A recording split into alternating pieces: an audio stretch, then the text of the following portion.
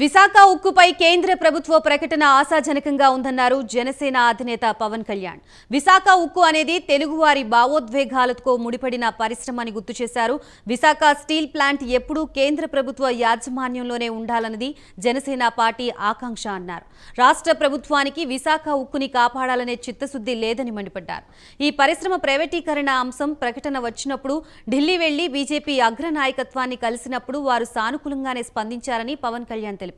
Visakha steel plant ని ఇప్పటికిప్పుడు ప్రైవేటీకరణ చేయాలనుకోవడం లేదని కేంద్ర ఉక్కు శాఖ సహాయ మంత్రి ఫగ్గన్ సింగ్ చేసిన ప్రకటన ఆశాజనకంగా ఉందన్నారు.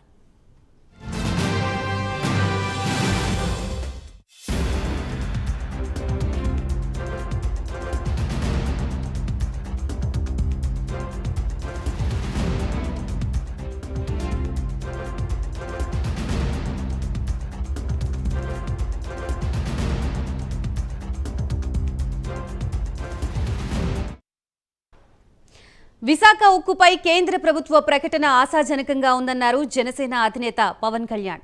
విశాఖ ఉక్కు అనేది తెలుగువారి భావోద్వేగాలతో ముడిపడిన పరిశ్రమని గుర్తు చేశారు. విశాఖ స్టీల్ ప్లాంట్ ఎప్పుడూ కేంద్ర ప్రభుత్వ యాజమాన్యంలోనే ఉండాలన్నది జనసేన పార్టీ ఆకాంక్ష అన్నారు. రాష్ట్ర ప్రభుత్వానికి విశాఖ ఉక్కుని కాపాడాలనే చిత్తశుద్ధి లేదని మండిపడ్డారు. ఈ పరిశ్రమ ప్రైవేటీకరణ అంశం ప్రకటన వచ్చినప్పుడు ఢిల్లీ వెళ్లి బీజేపీ అగ్రనాయకత్వాన్ని కలిసినప్పుడు వారు సానుకూలంగానే స్పందించారని పవన్ కళ్యాణ్ తెలిపారు. విశాఖ స్టీల్ ప్లాంట్ ని ఇప్పటికిప్పుడు ప్రైవేటీకరణ చేయాలనుకోవడం లేదని కేంద్ర ఉక్కు శాఖ సహాయ మంత్రి ఫగ్గన్ సింగ్ చేసిన ప్రకటన ఆశాజనకంగా ఉందన్నారు.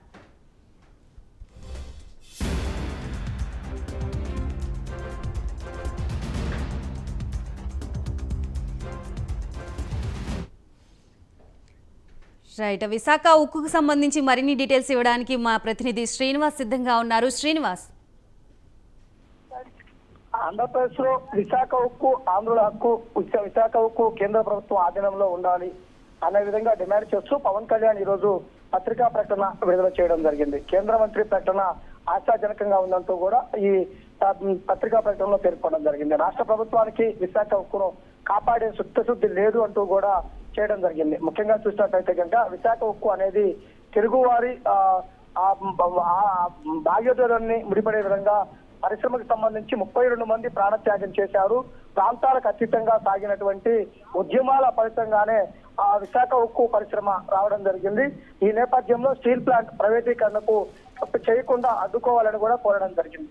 ముఖ్యంగా చూస్తే కేంద్ర ఢిల్లీ బీజేపీ అగ్రనాయకత్వం కలిసినప్పుడు కూడా గతంలో తాము చెప్పడం జరిగింది. దాన్ని అధినాయకత్వం కూడా సానుకూలంగా కనిపించింది. కేంద్ర హోంశాఖ మంత్రి అమిత్ షా గారిని కలిసి విశాఖ ఉక్కు తెలుగు ప్రజలకు బంధాన్ని తెలియజేయడం కూడా జరిగింది. పరిశ్రమ ప్రత్యేకంగా చూడాలని కూడా కోరడం జరిగింది. ఈ రోజు కేంద్ర ఉక్కు శాఖ సహాయ మంత్రి ఫగ్గన్ సింగ్ కూడా అదే విధంగా ఇటువంటి ప్రకటన చేయడం కూడా చాలా సంతోషకరమైన విధంగా చెప్పడం జరిగింది.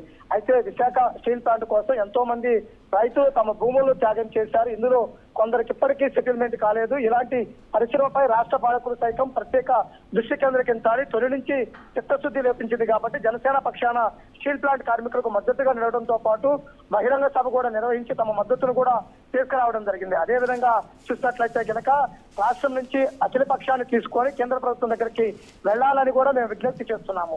వైసీపీ పాలకులు స్పందించలేదు.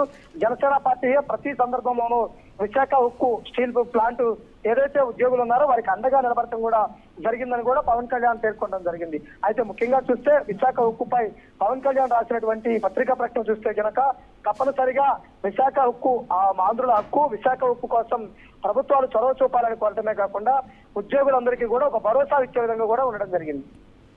Right, thank you Srinivas.